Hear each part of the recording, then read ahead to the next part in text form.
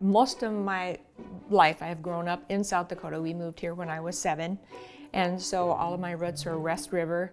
My parents lived 36 miles northwest of Fort Pierre, and I'm an only child, so I was always looking for people that might come to play, but that didn't happen very often.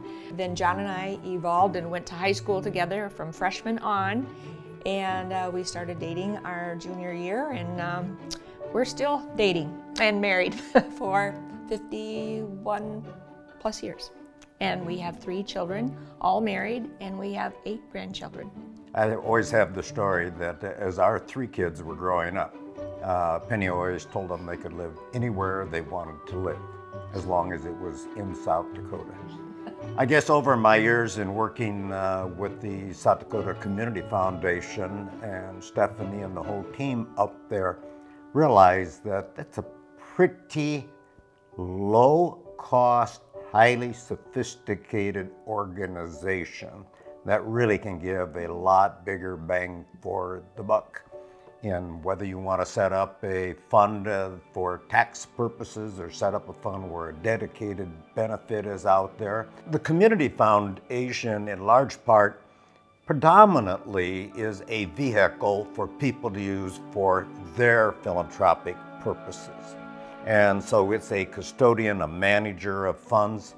Penny's very involved, for example, in keeping Yankton beautiful.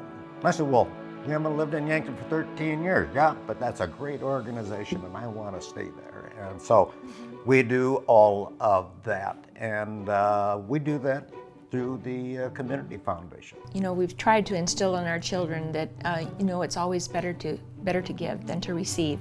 And we've tried to be an example and a tool for our children that this is what you do to be able to give back to the communities, because we are so grateful and we are so blessed that you give back. I think the biggest thing that's going to help transform South Dakota is to be able to maintain that quality of life. That's what we have always valued, why we stayed in South Dakota. That's exactly what the Community Foundation does. It is a resource and a tool that partners with people, allowing them to carry out their philanthropic and charitable giving goals.